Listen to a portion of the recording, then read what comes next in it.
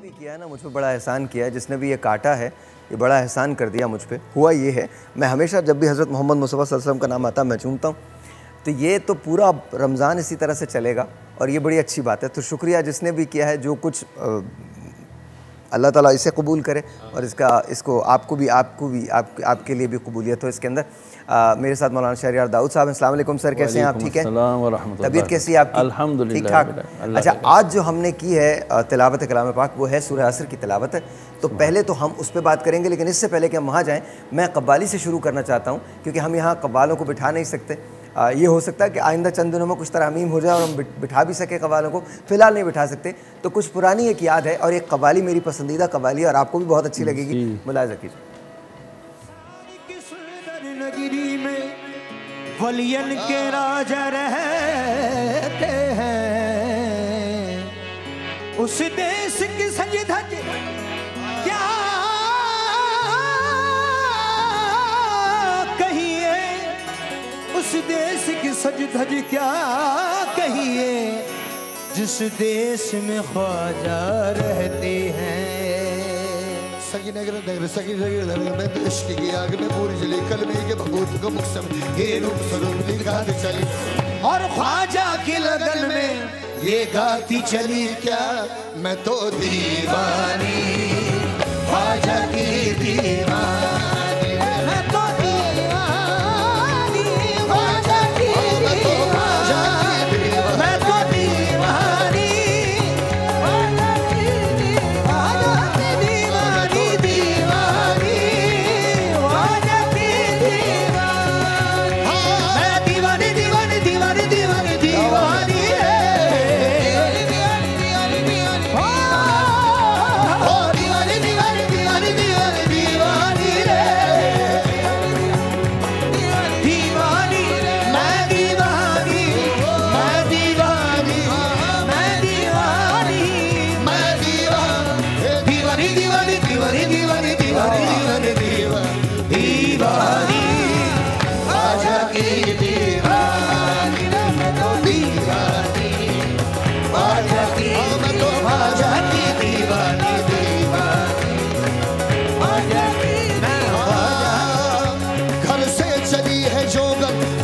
गले में डाले, घर से चली है जो अपनी गले में डाले, पाँव में पड़ गए हैं अब चलते चलते छाले,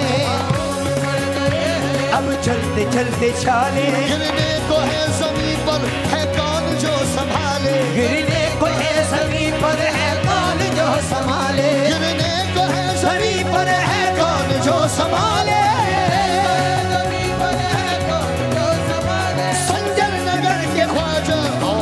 गुम्बद वाले मैं तो दीवानी, ख्वाजा की दीवानी, मैं तो दीवानी, ख्वाजा की मैं तो ख्वाजा की दीवानी, दीवानी दीवानी दीवानी दीवानी दीवानी रे, हो दीवानी दीवानी दीवानी, मैं दीवानी, मैं दीवानी, दीवानी दीवानी दीवानी दीवानी दीवानी दीवानी दीवानी, ख्वाजा की दीवानी,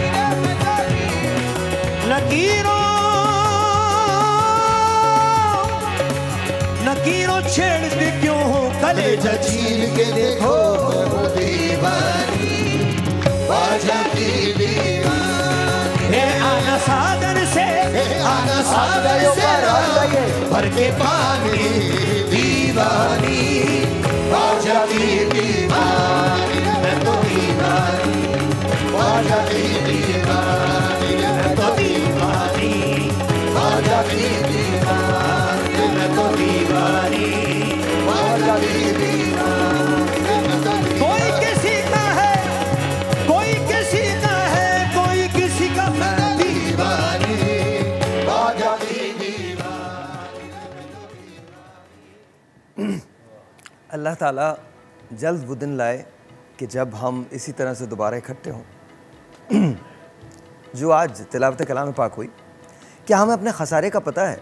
हालांकि अल्लाह ताला तो ज़माने की कसम भी खा रहा है और ऐन वस्त में जो नमाज आती है, ऐन दरमियान में जो नमाज आती है, वो असर की नमाज होती है। उसकी कसम भी खा रहा है, यानी वो सेंटर की भी कसम खा रहा है और ज़माने की भी कसम खा रहा है। और वो ये कह रहा है, और अल्लाह मियाँ ये कह रहा है कि नमाज असर के वक्त की कसम, ज़माने की कसम के इंसान खसारे में, नुकसान में है, मगर वो लोग जो ईमान लाए, हक बात और सब्र की तलकीन करते रहे। खसारे का पता है सर में? अल्लाहुम्मा सल्ली अला सय्यिदिना व मौलाना मुहम्मदिन व अला आलिहि व अस्हाबिहि व बारिक वसल्लम। खसारा तो जो है सो है। सबसे पहले देखना ये है कि ये अल्लाह ने हमें खसारे से इंटीमेट या मुतनब्बे किया क्यों। एक माँ है, वो कहती है बच्चे को ये काम कर ले नहीं तो मैं तेरी टांगे तोड़ दूँगी। बच्चा वो काम नहीं करता तो क्या माँ टांगे तोड़ देती है उसकी? नहीं तोड़ती। असल में देखना ये है कि अल्लाह तबारक व ताला अपने बंदों से मोहब्बत कितनी करता है, तभी तो उनको इंटीमेट कर रहा है। अरे वो बंदो मेरे, चाहे मुझे मानते हो या नहीं मानते, मैं तुम्हें 70 माओं से ज़्यादा प्यार करता हूँ, तो मुझे तो तुम्हारे खसारे की फ़िक्र है। तुम इस खसारे में जा रहे हो। अब खसारा एक नहीं है। अब मिसाल, मैं अभी आपसे थोड़ी देर पहले बात कर रहा था, मैं अभी फ्रूट वालों से मिलकर आया हूँ। कुछ फ्रूट वो रो रहे थे बेचारे। क्यों? कल उनको खसारा हो गया। केले वाले को खसारा हो गया 1700 रुपये का। मैं लाया था जी 150 रुपये दर्जन बेचने के लिए, उन्होंने आगे बिकवा दिए 70 रुपये दर्जन। और मुझे किसी ने दिया, मुझे किसी ने नहीं दिया, मीडिया आ गया, लोगों ने उससे नाजायज़, मुझे खसारा हो गया। उसका खसारा उस 1500-1700 रुपये का है। वो नहीं सोच रहा कि खसारा एक ज़ाहिरी होता है और एक खसारा बातिनी होता है। ज़ाहिरी खसारा तो यही है जो कभी ना कभी पूरा हो ही जाता है, या हम कहीं ना कहीं उसको सब्र कर लेते हैं, आ जाता है। बट जो बातिनी खसारा है, नबी करीम अलैहिस्सलाम ने फरमाया, कोई मुझे कहे ओहद पहाड़ खिसक गया है, चल पड़ा है, मैं यकीन मान लूँगा, लेकिन किसी की फितरत बदल जाए, ये नहीं मानूंगा। तो देखा ये गया कि अल्लाह ताला हमारी फितरतों को जानता है। हमें अपनी फितरतों को इस्लाह करने की ज़रूरत है, जो पता नहीं हो के नहीं दे रही। और ये होगी कब? शायद तब जब सांस की डोरी आहिस्ता आहिस्ता खलास होने लगेगी। नहीं, बड़े मज़े की बात है जब असल में आ जाइए, आप आ जाइए, कुछ कोई ऐसा मुज़ायका नहीं है, खुली ट्रांसमिशन होती है हमेशा से। तो अस्सलाम वालेकुम, सरवत अस्करी साहिबा तशरीफ़ रखती हैं, बहुत बहुत शुक्रिया। आपा, हम खसारे की बात कर रहे थे। अभी उन्होंने बात कहा कि शायद उस वक्त हमें समझ आए जिस वक्त हम बिल्कुल जाने वाले हों। तो मैंने बचपन में एक मुझे याद रह गया वो शेर कि नज़ा की आखिरी हिचकी को ज़रा गौर से सुन, नज़ा की आखिरी हिचकी को ज़रा गौर से सुन, ज़िंदगी भर का खुलासा इसी आवाज़ में। वो जो नज़ा की हिचकी होती है ना। अच्छा, मज़े की बात है, कल मेडिकल साइंस की बात हो रही थी, मतलब साइंस की बात हो रही थी। तो मेडिकल साइंस बड़ी कमाल है। आज मैं आपको बताऊंगा कि हम क्यों कहते हैं कि हम 4100 साल का सफ़र भी कर लेंगे। मैं क्यों कहता हूँ ये बात? फ़र्ज़ करें कर लेंगे, क्योंकि हम कोशिश ये करें कि हम इमॉर्टल हो जाएं, हम कभी मरे ना, हमें कभी मौत ना आए, हमारी उम्रें जो हैं वो 10-10 हज़ार साल की हो जाएं। एक ऐसी गोली खा लें कि हम 30 साल पीछे चले जाएं। और ये ज़्यादा दूर नहीं है, 2029 में ये गोली आने वाली है, वो कैप्सूल आने वाली है जिसको आप खा के 30 साल तक पीछे जा सकेंगे। इसके बाद कुछ ऐसा भी होगा, अभी देखिए आगे दुनिया कैसे बदलती है, देखिएगा। अच्छा, ये दुनिया जो बदल रही है ना, ये हम अपने आप को बड़ा समझ रहे हैं। ज़रा वजाहत कर दूँ मैं दुनिया की, कि एक स्केल है जिसे सिविलाइजेशन का स्केल कहते हैं, वो कार्डाशेव का स्केल है। उसके स्केल जो है वो टाइप 1 से लेकर टाइप X तक जाते हैं। हम टाइप 1 की 0.7% पे हैं। अल्लाह अकबर। हम जिस रब को समझने की बातें करते हैं ना, यहाँ नहीं आता वो। यहाँ तो उतर सकता है और उतर के उसके सामने सर्वसुजूद हो जाए और मान लें, यहाँ नहीं आएगा कभी भी वो। एक ब्रेक है जी, ब्रेक के बाद खसारे की बात करते हैं, साथ रहिए।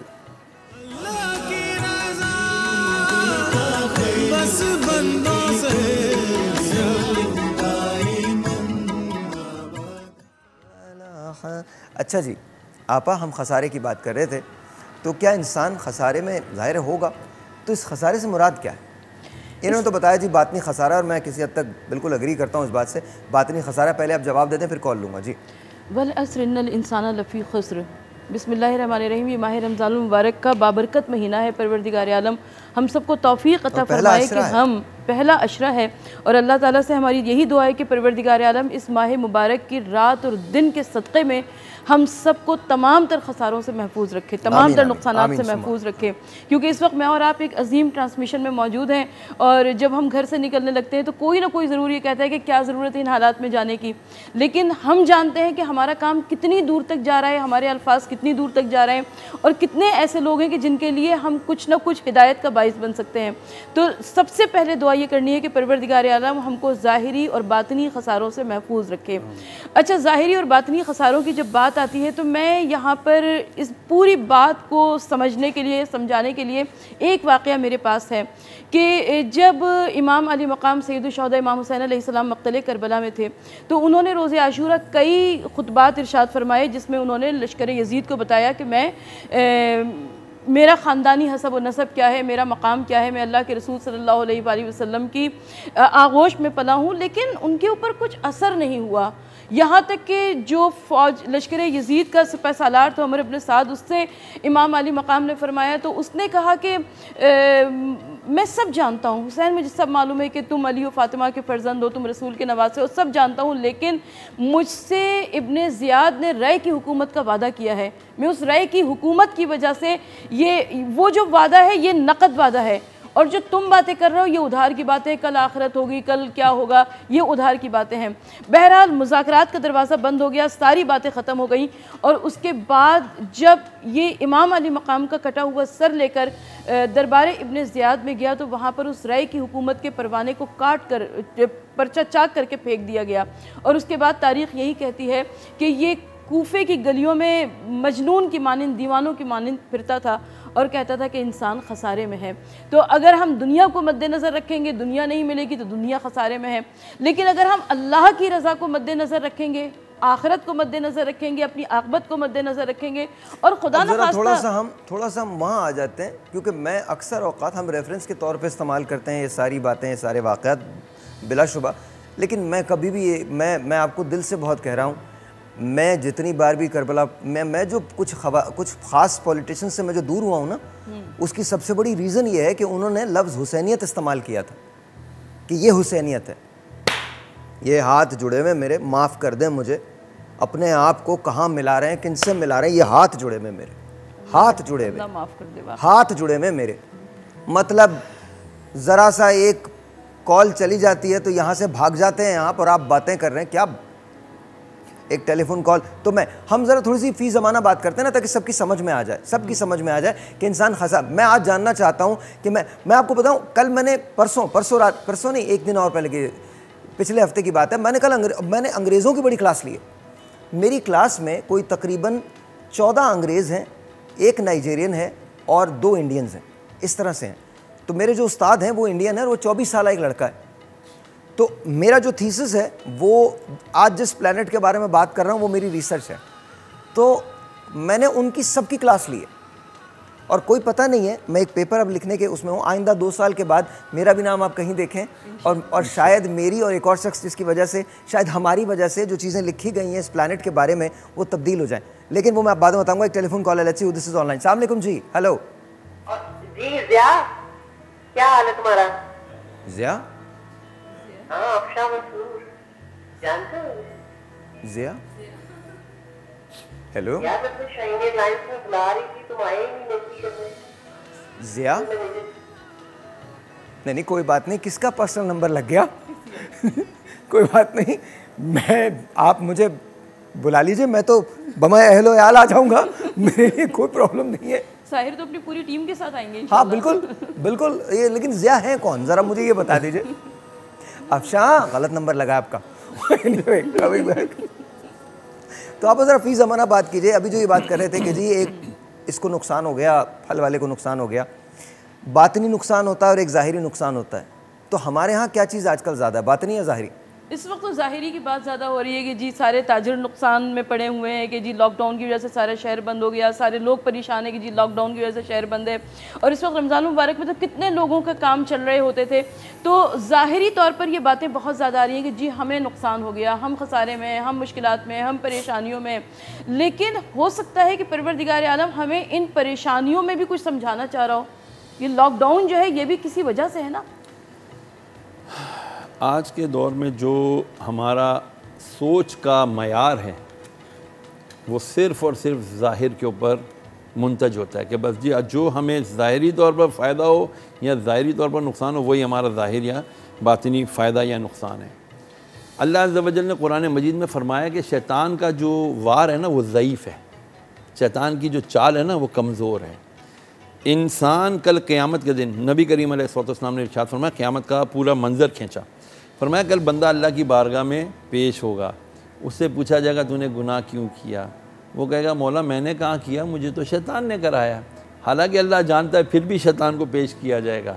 नबी अलैहिस्सलाम फरमा रहे हैं, बुखारी के अंदर ये वाक़या मौजूद है, फरमाते हैं कि फिर अल्लाह पूछेगा हाँ भाई शैतान तूने इसको गुनाह करवाया। वो कहेगा मालिक तूने मुझे इतनी ताकत दी ही नहीं थी कि मैं किसी को गुनाह करवा सकता, ये तो खुद राज़ी था गुनाह करने के लिए, मैंने तो सिर्फ इसको पिन किया, मैंने इसको सिर्फ इशारा किया यार ये कर ले, ये खुद दिली तौर पर राज़ी था। तो पता चला कल बंदा क़यामत के दिन भी डिनाई करेगा और आज के दिन भी डिनाई करता है, मैंने गुनाह थोड़ी किया है, मैंने कोई गलत नीयत से थोड़ी किया है।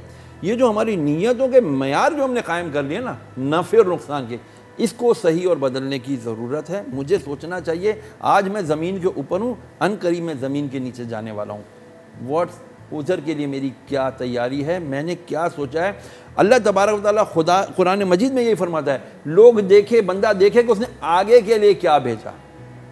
तो मेरा ये जो आगे का मकाम है ना, ये है मेरा नफ़ा या नुकसान का मयार कि मेरा दुनिया में अगर नुकसान हो रहा है लेकिन अगर अगले जान का फ़ायदा हो रहा है तो मुझे अगले जान का फ़ायदा लेना चाहिए जो मैं आज नहीं ले रहा, इसके लिए मैं मेंटली प्रिपेयर नहीं हूँ। वही बात उधार और नकद कि वो उसने कहा, उमर बिन साद ने कहा कि मैं जी नकद का सौदा ले लूँ, तो ना ही नकद मिला ना ही उसके हाथ में उधार आया।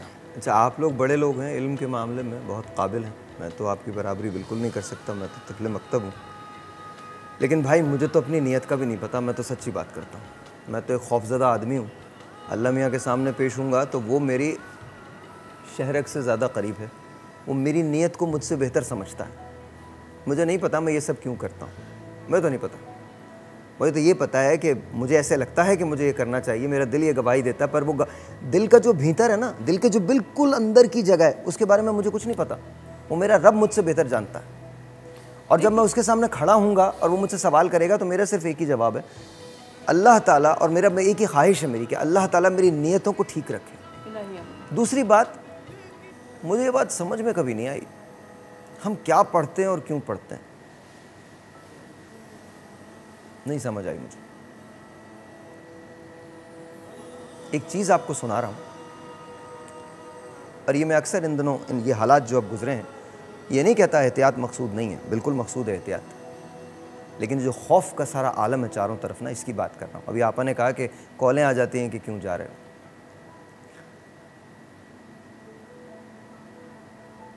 बूझिए किसने कहा है, और जिस रोज़ मेरी मौत आएगी, और जिस रोज़ मेरी मौत आएगी उस रोज़ कोई तीर कोई निशाना ख़ता नहीं होगा। ये हज़रत अली करम अल्लाह वजह का फरमान है। मैं ये नहीं कहता आप एहतियात ना करें, लेकिन अपने आप को फ़ानी तो मानिए। हम वही नहीं मानते। ब्रेक के बाद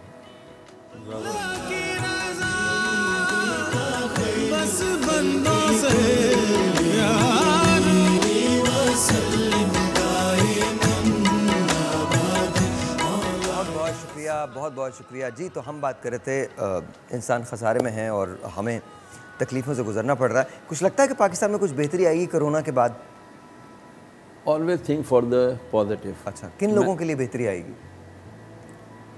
मैं समझता हूँ कि ऑन दी होल पूरी कौम के लिए बेहतरी आनी चाहिए और आएगी भी इंशाल्लाह। उस कौम में वो लोग भी शामिल हैं जो गरीब हैं, अक्सरियत तो गरीबों की और ही आपको है। लगता है उनके लिए भी बेहतरी आएगी? मैं ये समझता हूँ कि जितने मैं गुरबा से अभी मिला हूँ करीब जा जा करके, सबसे अहम बात ये मैंने देखी कि वो बहुत ज़्यादा ही अल्लाह को याद करने लग गए।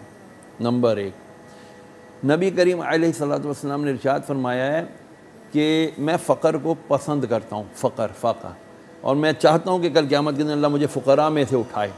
लेकिन साथ ही ये भी फरमाया अल फ़क़र, ये जो फ़क़र है ना ये कुफ़र तक ले जाता है। जब भूख लगती है ना तो फिर बंदा कहता है यार मैं ही क्यों, मेरे ऊपर ये क्यों। नहीं तो ये तो दो बातें हो गई ना। मैं जो आपसे पूछना चाहता हूँ वो ये पूछना चाहता हूँ, बड़े वादे हुए हैं आपा, वादे ये हुए हैं कि हम गरीबों की ज़िंदगियाँ बदल देंगे, हमारे नाम पे चंदे भी मिले हैं, कर्ज़े भी माफ़ कर दिए गए हैं, तो अब फिर क्या इससे आम लोगों तक ये चीज़ पहुँचेगी?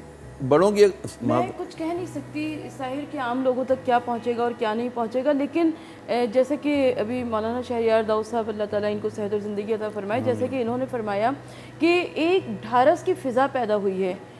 गुरबा को ये मालूम है कि हम अकेले नहीं हैं, इसलिए कि हमारी कौम वो कौम है कि जब ज़लज़ला आया तो हम सब एक साथ उठकर खड़े हुए, जब मुल्क में सैलाब आया तो हम सब एक साथ उठकर खड़े हुए, जब कोई परेशानी आती है, जब कोई मुश्किल आती है, जब कोई मुसीबत आती है तो मिन हैसल कौम सब एक साथ इंतहाई माजरत के साथ मैं आपसे इख्तलाफ करने का हक़ तो मुझे है, मैं आपसे इख्तलाफ करता हूँ। मुझे आप 4 लोग ऐसे नहीं दिखा सकते जो ये समझ रहे हैं, 4 गुरबा ऐसे नहीं दिखा सकते जो ये समझ रहे हैं, बल्कि 99.99% लोग जो हैं वो बिल्कुल इसके बिल्कुल उल्टा समझ रहे हैं। देखिए मैं आपको बताता हूँ। नहीं, इख्तलाफ करने का हक़ तो मुझे भी है साहिर, इसलिए कि वो जो कि पेशावर अफराद हैं जो मुस्तहिक़ीन का हक़ खा जाते हैं उनके लिए तो कोई फ़र्क नहीं पड़ता, वो पूरे साल भी वैसे ही खाते हैं और उसके बाद भी वैसे ही खाते हैं। आप देखिए मैं तो ये बात नहीं करता, मैं तो इस वक्त ये बात जानता हूँ कि हर रोज़ मैं जिससे भी मिलता हूँ वो न सिर्फ मुस्तहिक होता है बल्कि और ज़्यादा मुस्तहिक होता चला जाता है, और ये बड़ी फ़िक्र अंगेज़ बात है, बहुत फ़िक्र अंगेज़, बड़ी फ़िक्र, मतलब ये कोई मामूली बात नहीं है। अगर एक आदमी के पास पहले 20,000 रुपये थे तो आज उसके पास 10,000 रुपये हैं, और कल ये नहीं पता कि 10,000 के बाद कितने होंगे। बिल्कुल सही। माँ उसकी वहीं है, बीवी उसकी वहीं है, बच्चे उसके वहीं हैं, बीमारियाँ उसकी वहीं हैं, अस्पताल आपके बंद हैं, मईशत आपकी बंद है, पहिया आपका रुका हुआ है।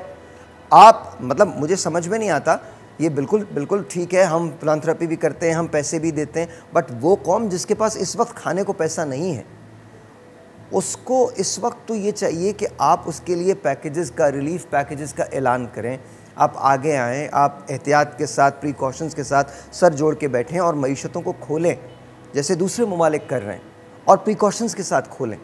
लेकिन मुझे नहीं पता, मेरी राय ये है कि चंद लोग तो इसमें बहुत अमीर हो जाएंगे, वो चंद लोगों की तादाद चंद 100 भी हो सकती है, 1000 भी हो सकती है, चंद हज़ार, लेकिन बाकी कौम जो है वो जिस तरफ जा रही है, वो शहरियार दाऊद साहब जो कह रहे हैं मैं इनसे एग्री करता हूँ।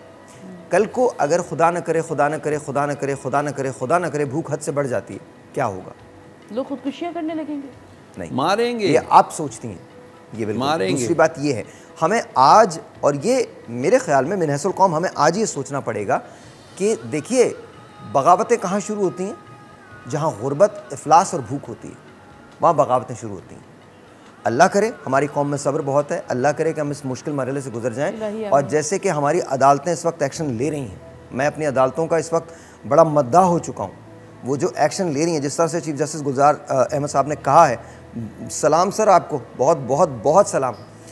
ये जब तक एहतसाब नहीं होगा, और मुस्तहिक तक, सबसे बड़ा रोल इस वक्त हमारी अदालत का है, सबसे बड़ा रोल वकला का है, अदालत का है, एहतसाब करने वालों का है, मुहतसिबीन का है, कि वो जब तक एक्शन नहीं लेंगे तब तक, और इंश्योर नहीं करेंगे कि ये हक़ मुस्तहिक तक पहुंच जाए। देखिए खान साहब ने ऐलान कर दिया, बिल्कुल ठीक है, वज़ीर आज़म पाकिस्तान है, वो ऐलान कर सकते हैं, और वो ऐलान उन्होंने किया, और उसके बाद उनकी ख्वाहिश भी ये है कि, क्योंकि बहैसियत इंसान वो एक बड़े अच्छे आदमी हैं, उनकी ख्वाहिश भी है कि तमाम लोगों तक पहुँचे, लेकिन फिर जो जिम्मेदारान हैं अभी उनकी जिम्मेदारी बनती है, बिल्कुल ठीक है, तो उसको इंश्योर कैसे किया जाए, क्या समझते हैं? मैं ये समझता हूँ, देखिए मैं सदर में रहता हूँ, एक कमर्शियल एरिया में रहता हूँ, मैं रोज़ देखता हूँ लोग दुकानदार आते हैं, खड़े हो जाते हैं इस आस में शायद कोई आ जाए। और मैं थोड़ा सा चंद दिन पहले की बात है, लॉकडाउन की, रमज़ान से 4-5 दिन पहले की बात है, कुछ दुकानदार बेचारे ऐसे ही खड़े थे। पुलिस में सारे बुरे नहीं हैं, ऑफ कोर्स नहीं, अच्छे भी बहुत, बिल्कुल, लेकिन काली बेड़े तो होती है ना, वो आए, उन्होंने उनसे शायद कुछ साजबाज करने की कोशिश की कि यार चलो खड़े कुछ दो हमें भी। वो उन्होंने कहा यार हम आए इतने दिनों बाद हैं, अभी कोई आया ही नहीं है, हम तो खड़े सोच रहे करें क्या, कारोबार खोलें ना खोलें। तो वो उनको सबको 5 दुकानदारों को मोबाइल में डाला, ले गए थाने में, FIR काट दीजिए। 4 से ज़्यादा खड़े थे, इनको पता है 144 सेक्शन लगी। अब वो दुकानदारों के पीछे और बहुत सारे लोग गए, मेरे भाई भी गए, उनको जाकर के दूसरे दिन जमानतों पे छुड़वा कर तो लाए। लेकिन वो अब इतना मुतनफ़िर हो गए कि यार हमें आप कह रहे हैं, यहाँ पर मैं थोड़ी सी एसोसिएशनों की भी थोड़ी सी मैं कहूँगा, यार अगर आप लोगों के अंदर नहीं है इतनी ताकत तो यार आप दुकानदारों को झूठा आसरा देके बुलवाओ मत और उनको थानों में मत बंद करवाओ। उनको बोलते कल सुबह आ जाओ सब लोग, जी हम ये कर देंगे, हम खोल देंगे, ये कर देंगे। वो सब 6 बड़े दुकानदार आपके इस वक्त ताजिर रहनुमा तो जेल में पड़े हुए हैं, उनकी बेल भी जज साहब ने कि भाई एक उसूल बनाया है तो आप नहीं करो, बैठो SOPs को करो, जो भी करो। द थिंग इज दैट मैं आपकी बात को सेकंड करता हूँ कि दुनिया में अक्सरियत ने इस वक्त लॉकडाउन खोला हुआ है। क्यों? उनको पता है अब खोल भी रहे हैं, खोल देना चाहिए। मेरा भी एक राय है, यहाँ तो टोटल बंद कर दो, लेकिन एहतियात के साथ, एहतियात के बगैर तो नहीं, बगैर एहतियात के नहीं, सवाल ही नहीं। लेकिन जो एहतियात के इन्होंने SOP सर बनाए हैं वो मुझे बताओ। एक आदमी कह रहा है जी आप वो, मैं तो एक ही बंदा जो है ना हमारे यहाँ तो छोड़ ही देना, एक आदमी को अफोर्ड कर सकता हूँ, मेरा बंदा वो चला जाएगा आउटडोर डिलीवरी से, बाकी दिन में क्या करूँगा सोचना। मिलकर हमारे यहाँ SOPs जो बनते हैं ना वो जो, क्योंकि हमारे यहाँ ना हर आदमी बोली बोल रहा होता है, तो चूँकि समझ तो किसी की भी नहीं है, हमारे यहाँ इन्फॉर्मेशन को, इत्तला को इल्म समझा जाता है। उस मुल्क की सबसे बड़ी ख़राबी, उस माशरे की सबसे बड़ी ख़राबी किसी भी माशरे की वो ये होती है कि जब आप इत्तला को इल्म समझने लगे। हमारे यहाँ इत्तला को, इन्फॉर्मेशन को नॉलेज के तौर पर ट्रीट किया जाता है। ये बहुत बड़ी जहालत है। मैं आपको सच बता रहा हूँ, हमारे यहाँ इत्तला को इल्म समझा जाता है। अल्लाह ताला रहम करे और उस इल्म की बुनियाद पे हम फैसले करते हैं। हमारे यहाँ जो मुशीर रखे जाते हैं वो ओहदों की बुनियाद पे रखे जाते हैं, वो इस बुनियाद पे रखे जाते हैं कि मैं उन्हें कितना पसंद करता हूँ, उसका उनकी काबिलियत से कोई ताल्लुक नहीं। सही बात है। तो ये तो मसाइल है ना। अच्छा, क्या ये कभी हल होंगे? क्या चीज़? क्या ये कभी हल होंगे? ये जो सूरत हाल है इस वक्त, ये मसाइल इंशाअल्लाह कभी पाकिस्तान में मेरिट आएगा?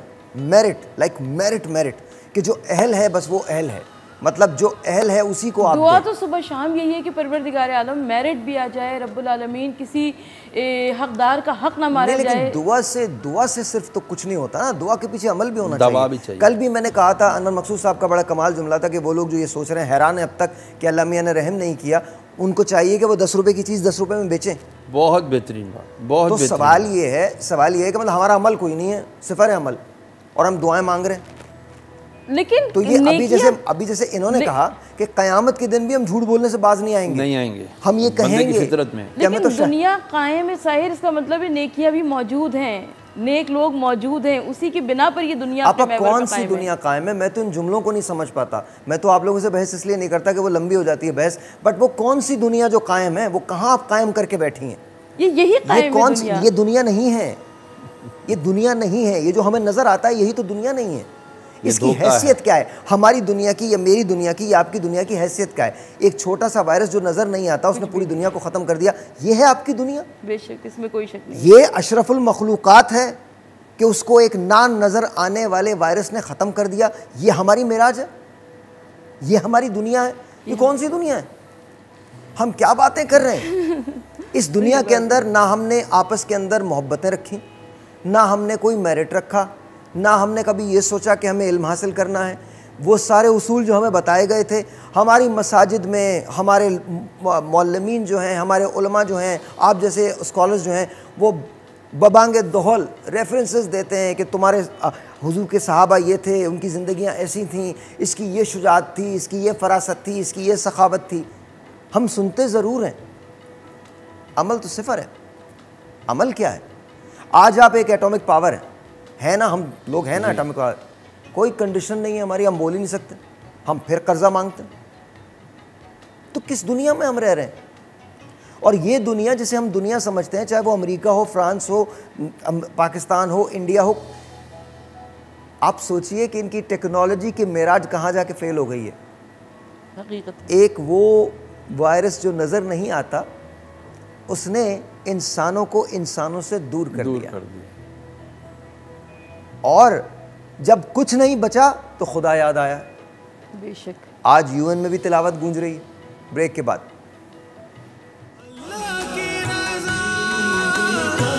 बस बंदों से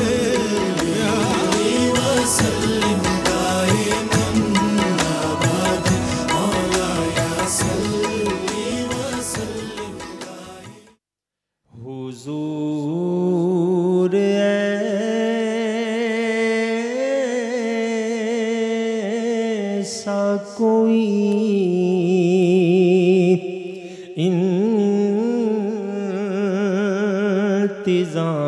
इंतज़ाम हो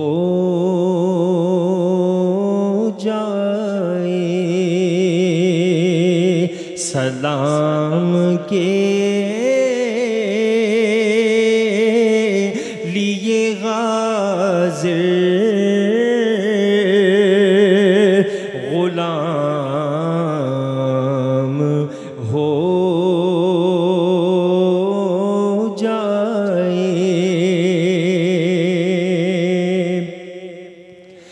मैं सिर्फ देख लूं एक बार सब्ज़ गुंबद को, नजर से चूम लूं एक बार सब्ज़ गुंबद को, बला से फिर मेरी दुनिया में शाम हो जाए। सलाम के लिए गाज़िर गुलाम हो जाए। हुज़ूर आप जो चाहे तो कुछ नहीं मुश्किल। हुजूर आप जो कह दें तो काम हो जाए। सलाम के लिए गाज़िर गुलाम हो जाए। तजल्लियात से भर लो मैं अपना कासाए जान। कभी जो उन की गली में क़याम हो जाए। सलाम के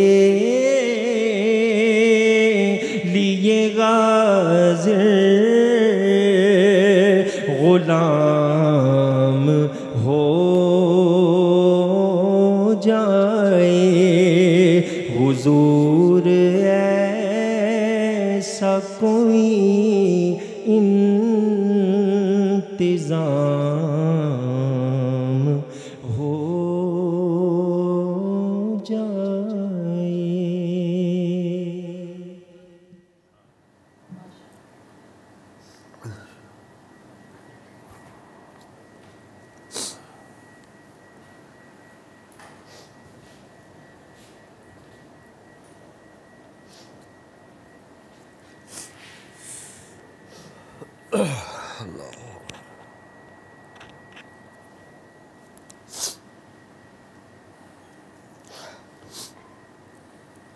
अल्लाह अकबर।